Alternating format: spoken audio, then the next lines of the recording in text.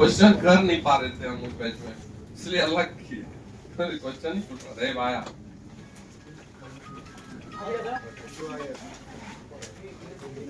Late a equal to x belongs to R, x belongs to R, a एक set है ना, यही लिखा हुआ है, a एक सेट है जिसमें सभी रियल नंबर है, such that x is not a positive integer, मतलब x पॉजिटिव इंटीजर खाली नहीं है, ये a है, ठीक है। उसके बाद बोला है कि a function f from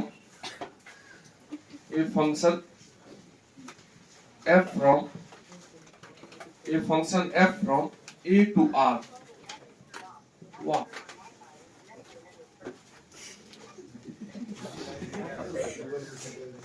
तुमरा से देखो, a function f from a to R defined by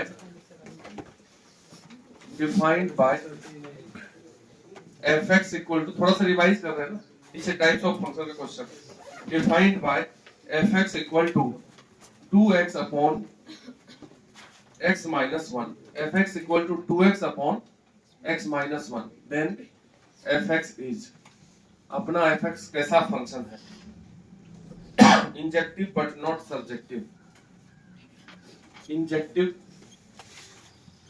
but not surjective, injective but not surjective, B not injective,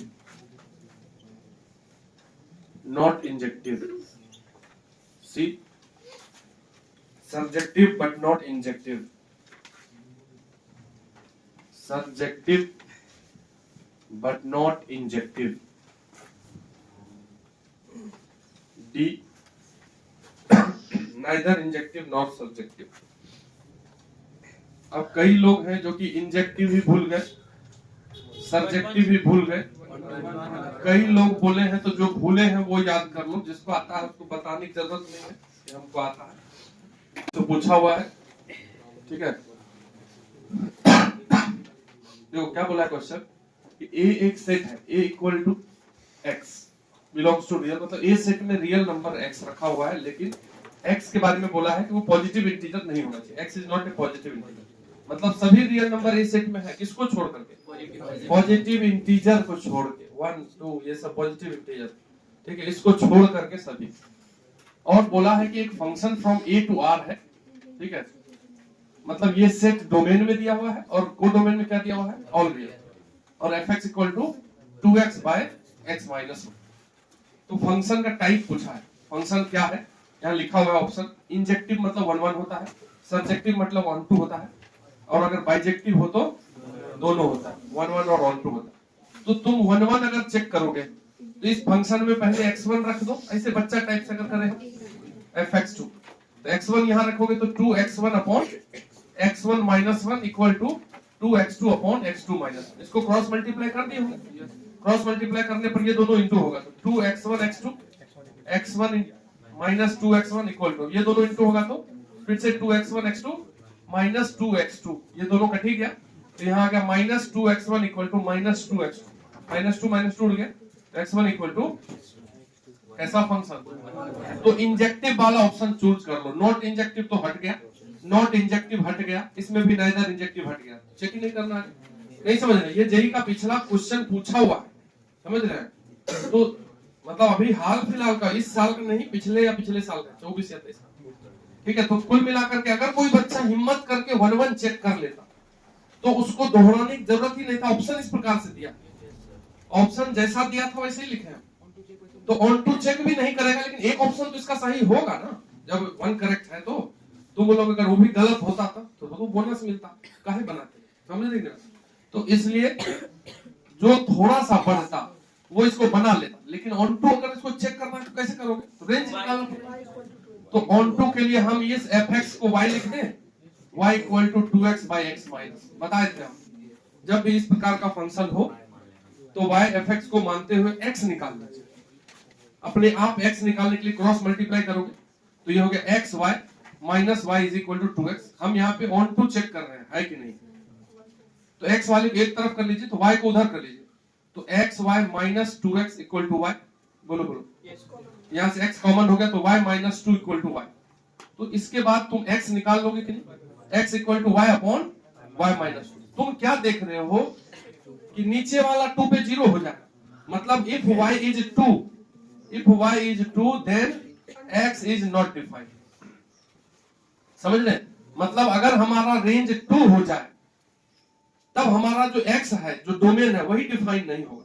तो तुम देखो कि को डोमेन वाले बॉक्स में तो 2 है, फंक्शन का जो को डोमेन है उसमें ऑल रियल है कि नहीं?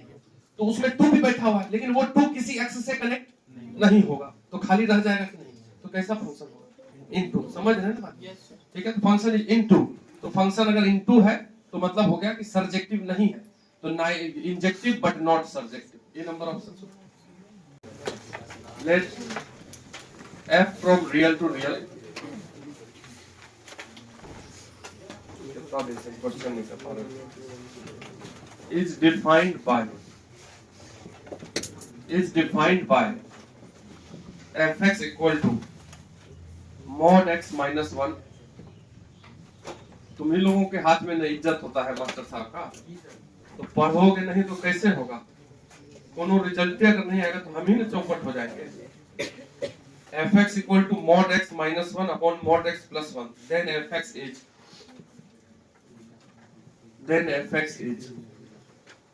पहला नंबर ऑप्शन लिख लो, 1 1 on 2 1 1 on 2। दूसरा ऑप्शन 1 1 into 1 1 into। तीसरा ऑप्शन on 2 बट नॉट 1 1। उसका मन जैसे जैसे ऑप्शन लिखा है, नाइदर 1 1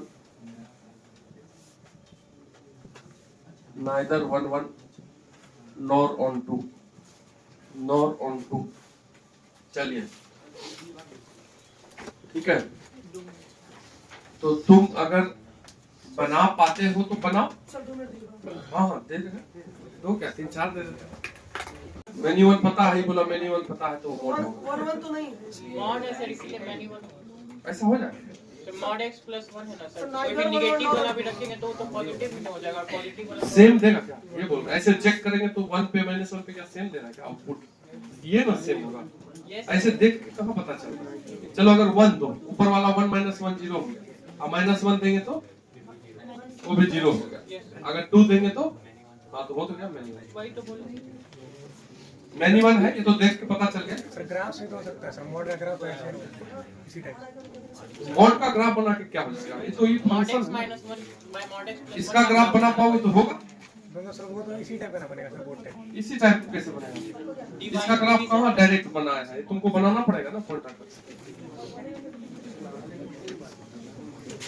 वोट वाला तो प्लस रहता है तो।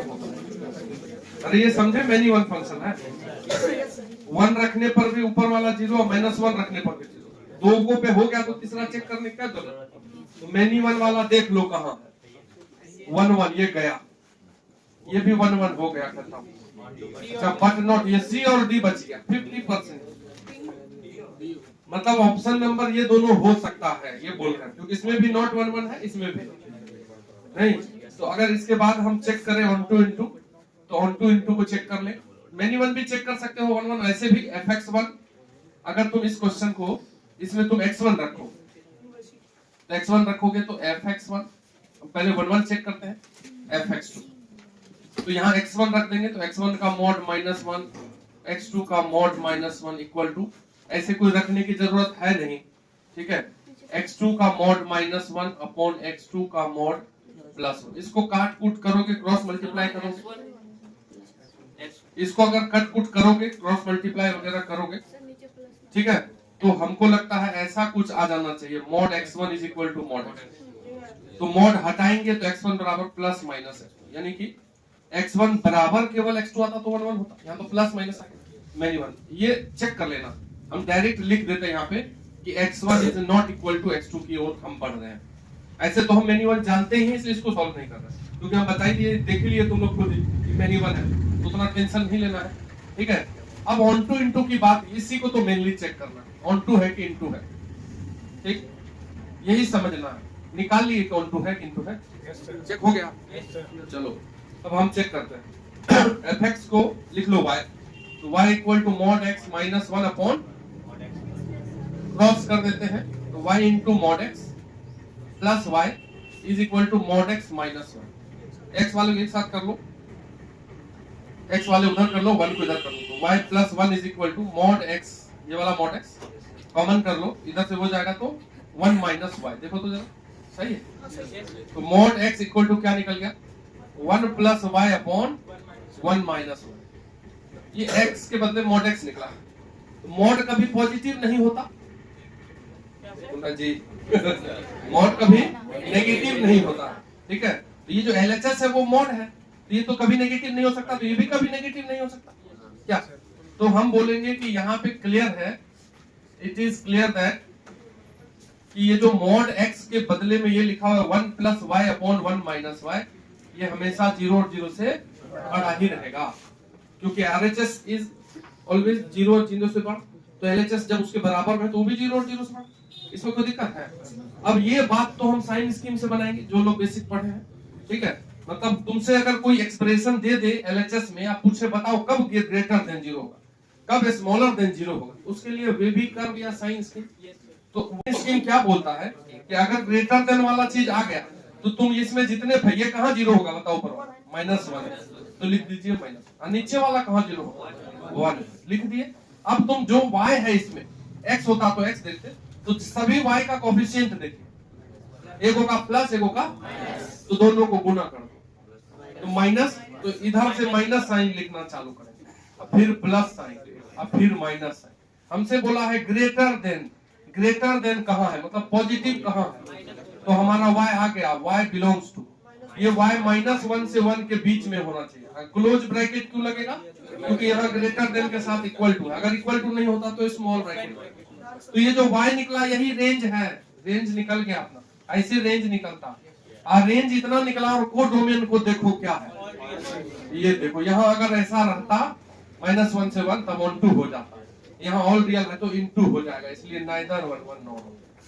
थोड़ा सा कॉन्सेप्ट को पकड़ना है, इनटू थोड़ा थोड़ा तो समझ ही गए। तो जब तुमको ऐसा कुछ आ जाए सॉल्व करने, 1 plus y by 1 minus y equal to 0, equal to वाला तो हम बचपन से ही करते आते हैं, नहीं ये कब 0 होगा बताइए, इसको इधर मल्टीप्लाई कर देंगे तो इतना बराबर 0, y बराबर माइनस 1 निकल जाए। लेकिन जैसे ही ये वाला चीज आ जाए ना, inequality greater than smaller than, मतलब हमसे पूछा जा रहा है कि ये वाला जो एक्सप्रेशन है कब पॉजिटिव होगा, ग्रेटर देन 0 होगा, तो उसके लिए इसका साइन ड्रॉ करते हैं। तो ये बताते हैं क्लास में, जैसे इसमें भी बताए, 11th में भी बताए होंगे, शाम में इधर बताए हैं साइन स्कीम खींचने के लिए। तो कोई भी एक्सप्रेशन का साइन कैसे ड्रॉ करते हैं, एक्सप्रेशन में जितने फैक्टर हैं, जितने भी फैक्टर हैं, वो जहां जहां 0 होगा उसको पॉइंट कर लीजिए। एक्सप्रेशन में जो y है, अगर x होता तो x को देखो, तो जितना y है सबका कोफिशिएंट देख लो, मन में ही इंटू कर दो, तो प्लस इंटू माइनस क्या होगा, तो राइट साइड से माइनस से शुरू कर देंगे लिखना, अगर प्लस होता तो प्लस लिखते हैं, और जैसे एक नंबर मिला फिर बदल दीजिए, फिर मिला फिर बदल दीजिए। तो ग्रेटर देन पूछा है, ग्रेटर देन मतलब पॉजिटिव, तो खोज लो कहां पॉजिटिव है, बीच में है ना, तो वही आंसर हो गया, वही y होना। gx equal to x square plus x minus 1 and minus half g of fx equal to क्या बोल रहा, माइनस हाफ है, तो बना दिया यस सर, सही में, माइनस हाफ हटा देगा, यस एक बार फिर लिख, बता दीजिए g fx equal to 4x square minus Google में देखे थे क्वेश्चन है, 10x प्लस 5। ये क्वेश्चन दिए थे f5 fx निकालना था, मतलब f5/4 निकालना था, और gx और gfx गिवन था। ये एक अच्छा क्वेश्चन था, ठीक है, मतलब ऐसे दिख रहा है ना हल्का, ये 2024 का ही क्वेश्चन है, कंपोजिट का आया हुआ क्वेश्चन 2024 का है, और कितना लगेगा देख के आसान कि नहीं, बोलेगा gx gfx, क्वेश्चन जो ट्राई लिया होगा एग्जाम में मान लो नहीं बना सर, तो नहीं बना होगा, तो फिर सोचा होगा कि ये देखो कंपोजिट क्वेश्चन आया, नहीं बनाया, क्योंकि क्वेश्चन थोड़ा सा ठीक ठाक है। देखिए कैसे सॉल्व करेंगे, कि अगर gx है एक क्वाड्रेटिक, देखो जरा, और जी में fx चल गया तब भी क्वाड्रेटिक है। तो देखो जी fx भी क्वाड्रेटिक है। तो अगर gx ऐसा लिखा होगा, फिर से समझिए, x square plus x minus 1, अगर यहाँ x की जगह fx में, अगर ये x की जगह fx दिए तो fx का स्क्वायर हो जाएगा प्लस fx माइनस 1। तो अगर fx की जगह लीनियर दे दें हम, तभी ना वो क्वाड्रेटिक बनेगा। लीनियर का स्क्वायर क्या हो जाता है? अगर कोई और डिग्री का इक्वेशन दे दो यहाँ पे, fx की जगह क्वाड्रेटिक दे दो, तो क्वाड्रेटिक का स्क्वायर क्या हो जाएगा? By quadratic. तो fx मस्ट बी क्वाड्रेटिक, यही मस्ट बी लीनियर। बस यही खाली पता करना कि अगर gx भी क्वाड्रेटिक और g में fx जाने के बाद भी क्वाड्रेटिक, तो ये जो fx है मस्ट बी लीनियर, तभी ऐसा हो सकता है, और कोई उपाय नहीं होगा आपसे बिना मतलब का। अगर तुम इस fx का स्क्वायर कर रहे हो, इसको क्वाड्रेटिक रहना, तो fx को लीनियर होना पड़ेगा नहीं? Yes, sir. नहीं तो ऐसे कैसे क्वाड्रेटिक हो जाएगा? कौन सी दे देंगे इसमें? तो बस इतना ही पता करना था, क्वेश्चन बनेगा। मतलब हम बोलेंगे कि fx कुछ नहीं लीनियर हो सकता है, तो लेट fx इक्वल टू कोई लीनियर ax प्लस b, और हम बाद में a और b निकालेंगे, वहीं से fx निकल जाएगा। तो अगर हम ax प्लस b fx की जगह रख दे, तो यहाँ पे ax प्लस b अगर रखोगे तो g fx निकल जाएगा। निकलेगा कि नहीं निकलेगा? ठीक है, तो g fx निकाल लो। g fx equal to fx की जगह ax प्लस b का whole square plus ax plus b minus 1। तो ये g fx हम निकाले, क्वेश्चन वाला वो दिया, तो दोनों बराबर होगा। तो ये जो निकाले हो ना ax प्लस b का whole square plus ax plus b minus 1 is equal to कर दो 4x स्क्वायर माइनस 10x। इसको कैलकुलेट करो, फिर कोफिशिएंट को बराबर करके a b c निकलेगा। समझ रहे हैं बात क्या बोल रहे हैं? पहले तो इसको ये चीज तुम लिख लो कि अगर gx भी क्वाड्रेटिक और g fx भी quadratic, then fx must be linear. ऐसा नोट करके लिख लीजिए। नहीं समझे? तो लिख करके और ये यहाँ से इसको आगे कैलकुलेट करिए, अभी सॉल्व कीजिए। इसको सॉल्व करेंगे तो ये हो जाएगा a square x square plus b square, 2ab करोगे तो 2abx, सही लिख रहे हैं? फिर ax plus b minus 1 equal to 4x square 10x plus 4। अब यहाँ से x स्क्वायर का एक ही टर्म है, बाकी x का टर्म देख लो, 1 2, बस x को कॉमन कर लो तो बचेगा इधर क्या? 2ab प्लस a, और फिर कांस्टेंट टर्म बचेगा ये b स्क्वायर, ये b minus 1 equal to 4x square minus 10x plus 5। यहां से कंपेयर करोगे तो a स्क्वायर की जगह 4 आ रहा, क्योंकि x स्क्वायर का कोफिशिएंट इधर और इधर देखिए, तो यहां से a निकल जाएगा, पहला बात। दूसरा बात, x का कोफिशिएंट देखिए ये है, तो इसमें से a कॉमन कर लेते हैं, तो a इंटू 2b प्लस 1, इतना उधर x की जगह क्या है? माइनस 10। और तीसरा इधर का ये देखो constant b square plus b minus 1 equal to उधर 5। तो ये जो दो इक्वेशन है, लास्ट वाला और फर्स्ट वाला, इससे डायरेक्ट क्यों भी निकल रहा है? देखो यहां से a कितना निकल रहा है? प्लस माइनस 2 रख लेते हैं निकाल के। अब नीचे वाला क्वाड्रेटिक है, सॉल्व हो जाएगा तो सॉल्व कर देते हैं। ये b square plus b minus 1 है, तो इससे अगर सॉल्व करके तुम b निकाल पाओ, इसका फैक्टर बता पाओ तो बता दो। fx को डालते तब ना वो इक्वल। ये g fx इधर निकाल ना, ये देखो ये gx दिया हुआ है, ये दिया है, इसमें fx दे दिए, यहाँ x की जगह दे दिए, fx माना हुआ ax प्लस, तो रख दिए। ये g fx निकाल लिए, लेकिन g fx तो दिया है वो ना, तो दोनों बराबर कर दिए। इसका फैक्टर निकाले क्या इसका? Yes, sir.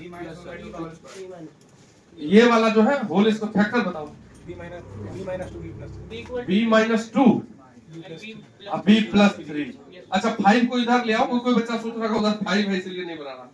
b square plus b minus 6 equal to 0, तो ये हो गया b minus 2 into b plus 3 equal to 0, सही है।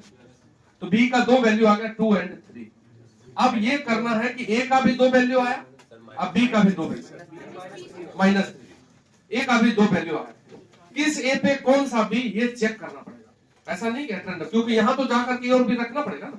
तो a अगर 2 रखेंगे तो b क्या, तो इस इक्वेशन से निकालो, इसमें a की जगह 2 रख दीजिए एक बार, तो ऑटोमेटिक b निकल जाएगा। ये जो दूसरा इक्वेशन है, इसमें अगर हम a की जगह 2 रखते हैं, तो यहाँ 2 रखते हैं, a into 2b plus 1 equal to minus 10 है, तो यहाँ पे a की जगह अगर 2 रखोगे तो 2b plus 1 equal to minus 10, यहाँ से 2 से कटा माइनस 5, तो 2b प्लस 1 इक्वल टू -5। तो यहाँ से b इक्वल टू कितना निकल रहा है -3। यानी कि जब a इक्वल टू 2 होगा तो b -3 होगा, तो वो दूसरा ऑटोमेटिक सेट होगा 100%। समझ रहे? तो हमारे पास a b का दो पेयर आया, a बराबर 2 b बराबर -3, ये पहला आया।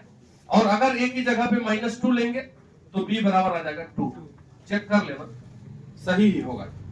तो दोनों में से कोई भी चीज यहाँ पे रख दोगे तो आंसर आना चाहिए, ऐसा क्वेश्चन दिया होगा, अन्यथा वो क्वेश्चन फिर बोनस होगा। समझ रहे? मतलब अगर हम a की जगह 2 रखते हैं तो 2x, तो b की जगह -3 रख दिए। अगर कोई बच्चा इसको लेकर बनाएगा तो भी आंसर सेम ही आना चाहिए, नहीं तो गलत हो गया क्वेश्चन। तो आ जाएगा, कर लेना है चेक हमको। तो ये fx निकल गया 2x -3। तो तुमसे पूछा है f 5/4, तो 5/4 इसमें जाके रख दो, तो 2 × 5/4 -3, तो 2 से ये कटेगा, तो 5/2 मतलब 2.5, और 2.5 - 3 मतलब -आधा। ये आंसर है, ठीक है। तो इस प्रकार से क्वेश्चन बनेगा। अब